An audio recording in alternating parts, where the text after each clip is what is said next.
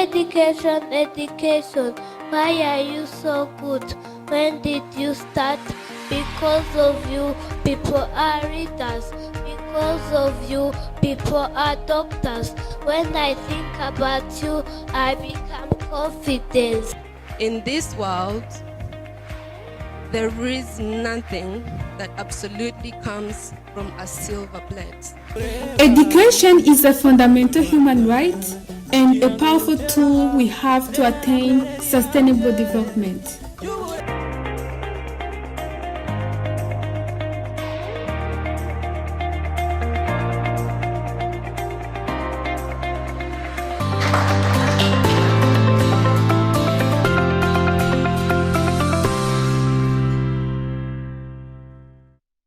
Yes, hello dear viewers from different parts of the country and even outside the country. My name is Shiva Rogad, and I'm going to host this show that is going to take a few minutes, but very, very influential and very important to people outside here in Rwanda that have students in different schools, and they are going to know much about mathematics and robotics challenge that was organized by Edified Generation Rwanda in partnership with AIMS Rwanda, but it was an idea, or it was sponsored by PORIAP, an American organization. So I'm joined with Mr. Charles here on the panel. Is from Edified Generation Rwanda. He's going to share much about what we may know about this challenge. And also I'm with Dr. Herin Ochieno from AIMS Rwanda. There are the very people who are going to help us understand more and more about this challenge. Now, let me start with Charles. Good evening, Charles. Good evening, God. How is the evening? The evening is very okay. We are pleased to be here. So you are going to tell us about mathematics and robotics challenge that you organized yourself. First, tell us what is the challenge, what is it all about? Thank you. Mathematics and robotics challenge is one of our programs that we implement at Edified Generation Rwanda. And we are working on this with African Institute of Mathematical Sciences, teacher training programs. The program was initiated by PORIAP, which is a spin-off entity of the university, Stanford University, and it's being actually implemented in different countries, and including Rwanda, of course. So in Rwanda, it has been hosted by Edified Generation Rwanda as an implementing partner. As in the other countries, PORIAP normally choose an implementing partner at each country level. So in Rwanda, it was hosted by Edified Generation Rwanda as a front partner, and as we worked with AIMS as a technical partner, and we are lucky to have Dr. Herin presented here. Thank you. Yeah, thank you too. This was a challenge that has where it meets with or connected with PORIAP. What is PORIAP, first of all? What is PORIAP, and what influence does PORIAP have in this challenge? Thank you so very much. Normally, PORIAP is an entity, first of all, and they own the website, the platform, which of course combine all the activities that students go through, and they are coordinators. They are owning this program at the global level, and of course being implemented in different countries. Well, Dr. Herin Ochieno is the Director Teacher Program at AIMS Rwanda, and she's also going to tell us about the partnership AIMS has with EdGen Rwanda about this challenge. Dr. Herin, first of all, why did you choose to work with Edified Generation Rwanda about this challenge? Thank you very much, Mr. Gad. First of all, it's a pleasure to be here. And just to say a little bit about the AIMS Teacher Training Program. As an institution, a Pan-African institution, our focus is basically mathematical sciences, and we believe in building Africa's talents, identifying some of the brightest students from across Africa and creating an environment to nurture them to grow as problem solvers, independent thinkers, so that they can solve global challenges. And our flagship program is at master's level. So a little bit about the teacher training program. The teacher training program is our pipeline. Is for building our pipeline, because if we want students to identify students from across the continent to come and do a master's degree in mathematical sciences and to actually interface with the likes of the emerging technologies, which one of them which we'll be discussing today, like the issues of robotics. The question that we had was, how do we grow the pool from which we can draw as an institution and from which other institutions in Africa can draw from. And because we are a Pan-African and we are a network of centers. In Rwanda, we have the AIMS Rwanda Center, and we are working in partnership with the Ministry of Education. Our goal is to work alongside the Ministry of Education so that we can contribute to the country's achieving its goal, like the Vision 2050, which is basically anchored on issues related to science and technology. Now, coming to our current partnership with Edified Generation Rwanda to implement the first of its kind National Robotics and Mathematics Challenge, I would say that part of that partnership is hinged on a sense of resonance in our goals and our vision. As AIMS Teacher Training Program, part of what we want to do in the country, or what we are doing in the country through the program, is to work again with all the stakeholders to essentially ensure that more of our girls, more of our boys end up pursuing maths and science courses at the higher level. And Edified Generation, as you may know, works in the education sector. They support students who to go to secondary school, and they also have a project that is about improving the aspects to dealing with digital literacy and proficiency. So out of a conversation, we realized that there was resonance, and since they have a sense of connection with the community, we saw the opportunity, one, to work alongside them for the sake of achieving our goal, but two, as also part of the way we would contribute to strengthening homegrown institutions that are also interested in the same area, in this case, digital competency and proficiency. But basically, what is going to be your role in this challenge? Okay, thank you, Mr. Gad. And I like the way you're saying what is going to be. So actually, I will say, what is our role? Our role, as Charles said, is we are the technical partners. And basically what that means is that Edified Generation is doing a great job in mobilizing the students, mobilizing local partners. But there's a technical part of what is this mathematics that we want our students to interact with? What is this robotics? How do we align it to the curriculum? So I'll give you an example. When you talk about this particular challenge, there is mathematics that the students will engage with virtually. They will solve mathematics puzzles. They will build and code with mathematics. Now, those activities have been designed by PolyApp. And PolyApp is working with countries from across the globe. So what they expect is that we are able to take those activities and align them to the Rwandan curriculum. So as a technical partner, one part of our role was to be able to align the activities of PolyApp and be able to choose which are the puzzles that our students are going to interact with. So that's one. The other part which links to our core purpose is teachers are a critical part in the implementation of the National Robotics and Mathematics Challenge. And since we're already working with teachers, we have a pool of teachers from across the country. So our teachers are coming alongside. We are training the teachers so that they can support the students who are registered in the National Mathematics and Robotics Challenge. But also, this is an avenue through which our teachers' capacity in computational thinking, digital proficiency is also built. Yeah. Now, coming back to Edified Generation Rwanda, of course, you have reasons for starting or for inventing such an idea.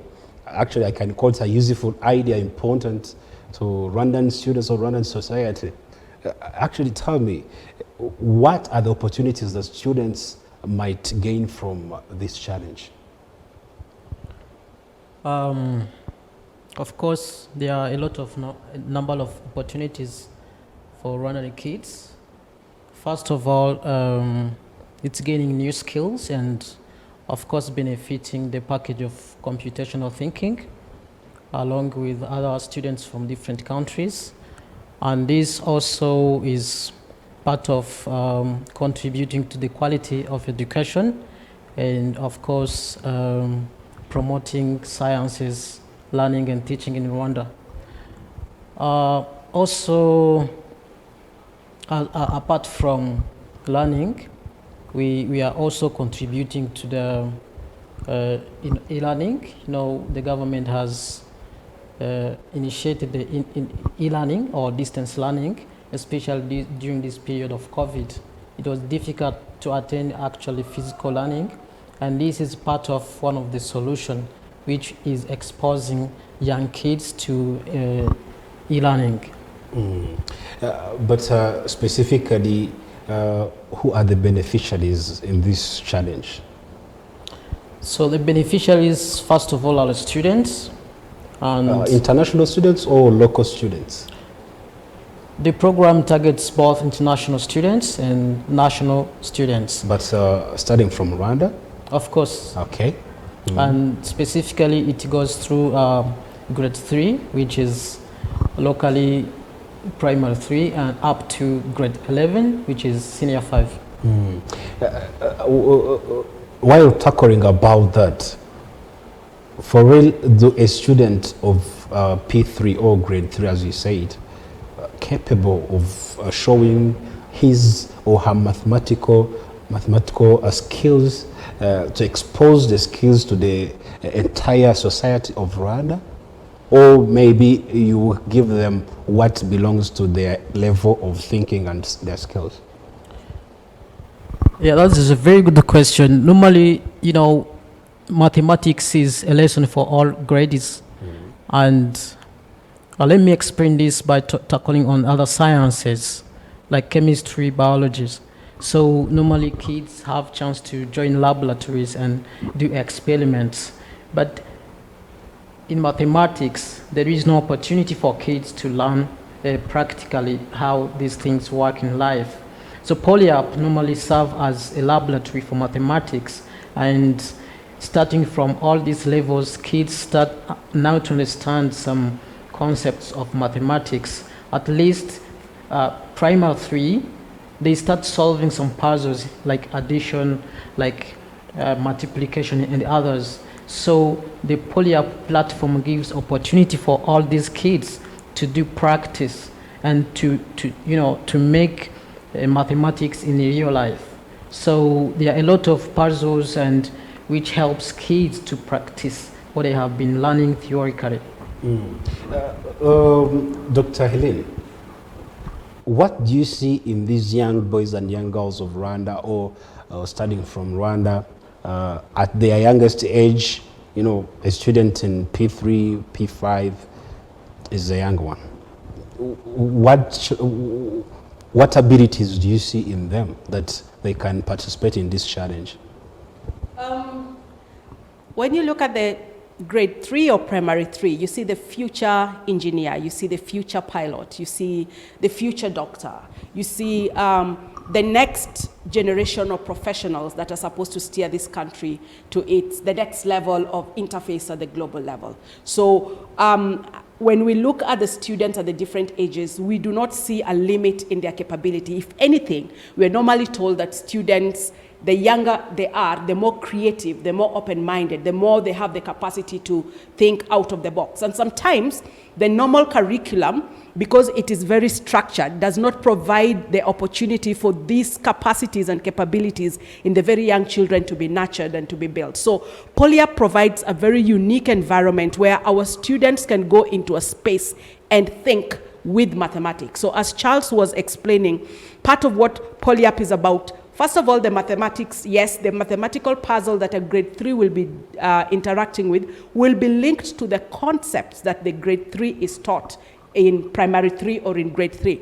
But then they are challenged to build, because that's a unique thing about this challenge. They're not just reviewing the mathematical concepts. Let's not forget the robotics part. Let's not forget the design part. So what are they expected to do? They're expected to design using mathematics. So they might say, for example, that I want to build a car. So they're going to put together the parts of the car. But then this car has to move. So they're going to code and say, I want this car to move 3 steps forward. And then after that, so they're using the mathematics, and that's the beauty, because many times our children grow up not really understanding, and I think you may have heard many people say, where am I going to use this maths anyway?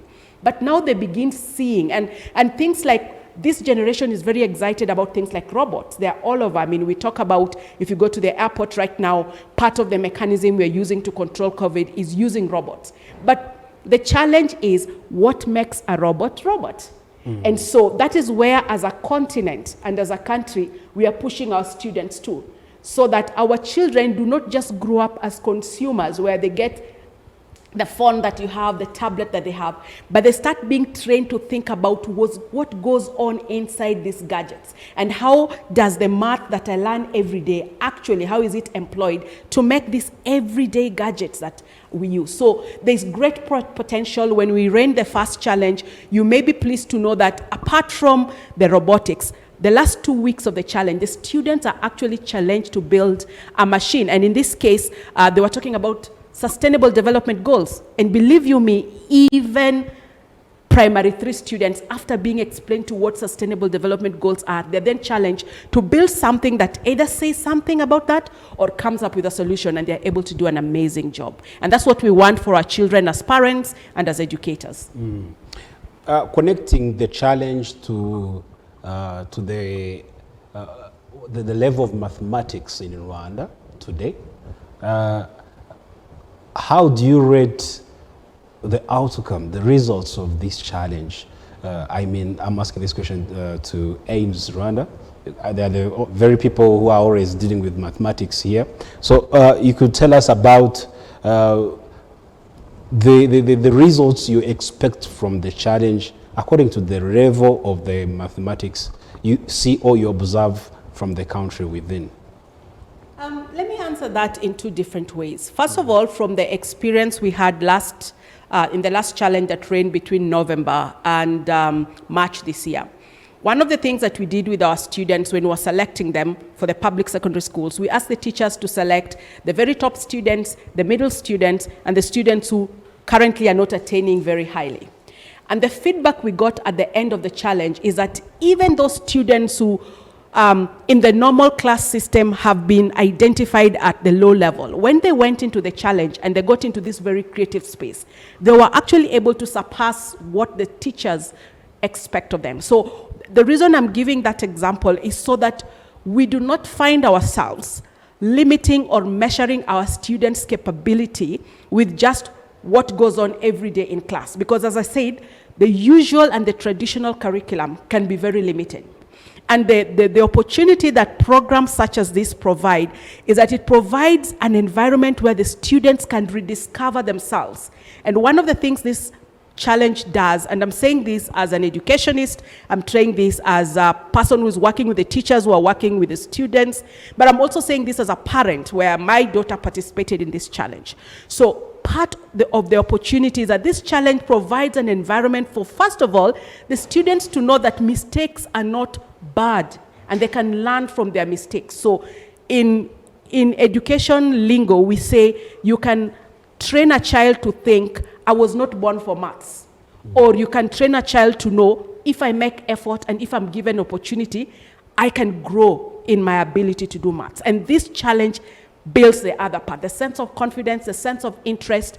And so what do we expect from the students? From what we saw, the kind of the machines that they built, and the feedback we got, because this challenge is being implemented in other countries, the results for the Rwandan children were as competitive as the others. And as we go forward, we'll be part of what we're interested in as an institution is digging deeper into that data and doing deeper analysis. So we would even have perhaps a more profound answer to challenges down the line.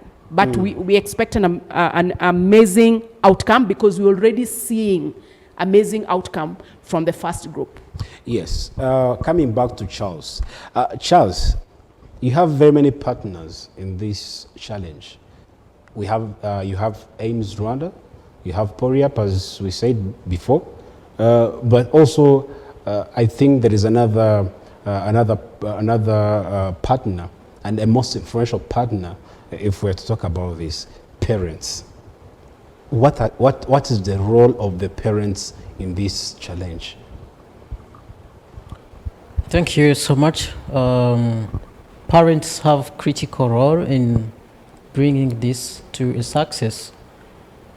You know, parents always need to support kids, both financially and availing time and all necessary infrastructure to make sure the kids have enough access, both in terms of time. Time is needed. Parents need actually to give time to kids.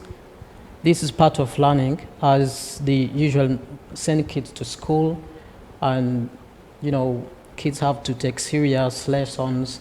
This is part of lesson that parents need to understand and give more time so that kids can benefit more from it.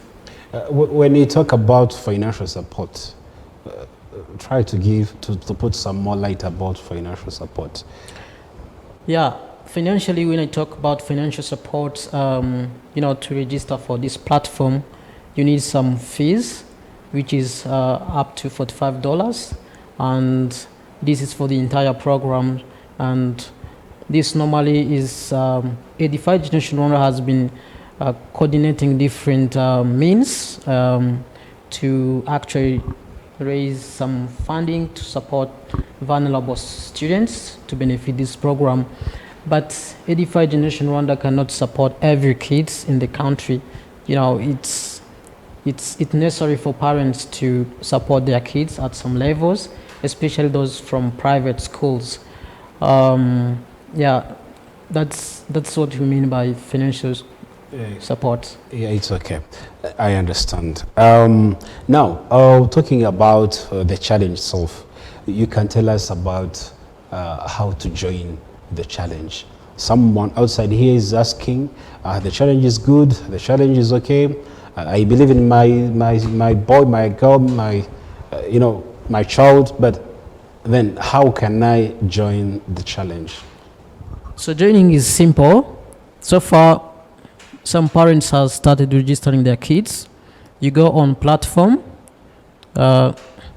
It's edifiedgenerationchallenge.com. So after opening, it displays different contents. So that is where you click to register. Then you fill the details requested by the platform. And it's very simple. Basically, kids have to join through a platform and fill the details. Yeah, we have also put a tutorial video just to show or to guide the kids or parents registering their kids. So when you go to the platform, you find a video in Kinyarwanda, which of course supports them or give them guidance from the beginning to the end of registration. Well, concluding, we have just a few minutes left on our time log. Dr. Helene, what do you tell people or parents outside here who haven't joined the challenge? Just in a few seconds. Well, I would tell them this is a great opportunity, and now this is me talking as a fellow parent. As I said, my daughter participated in the last challenge, and I've seen the benefits. And so I would tell the parents, especially those of us who are able to pay for their children, to actually consider investing in this, because we know the future is technology, the future is robotics, the future is artificial intelligence or machine learning. And what this challenge presents to us is an opportunity for the student or your child to be introduced to it at a very early age. And one thing we did not mention, which I think is important to mention, is that after participating in the challenge, those who come up as part of the leaderboard actually get an opportunity to go to the next phase. And the challenge is 7 weeks. So when you invest 45,000 Rwandan francs or $45, that's for 7 weeks.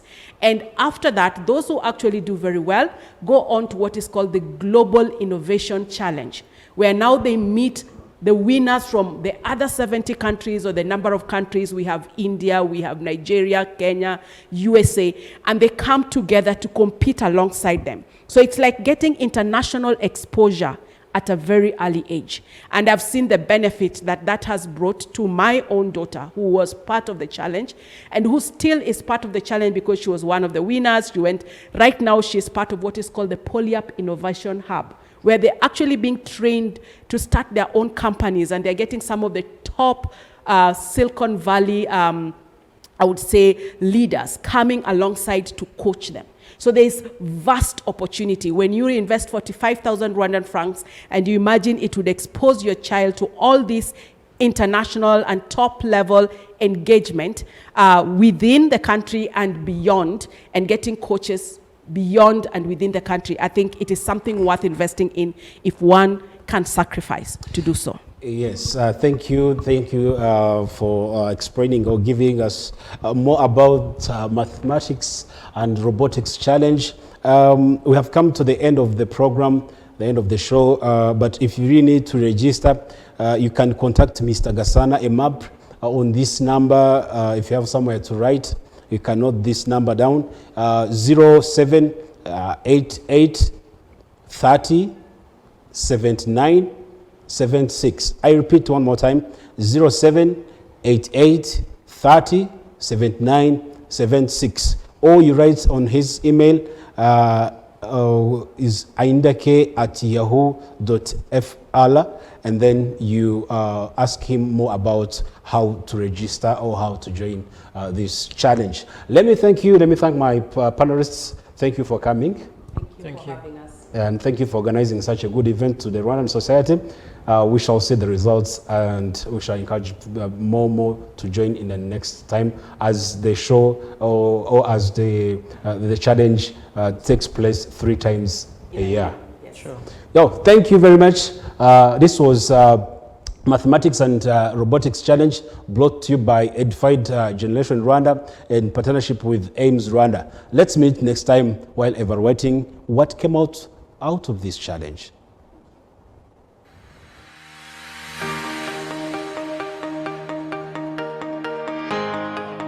Education, education, why are you so good? When did you start? Because of you, people are readers. Because of you, people are doctors. When I think about you, I become confident. In this world, there is nothing that absolutely comes from a silver plate. Education is a fundamental human right and a powerful tool we have to attain sustainable development.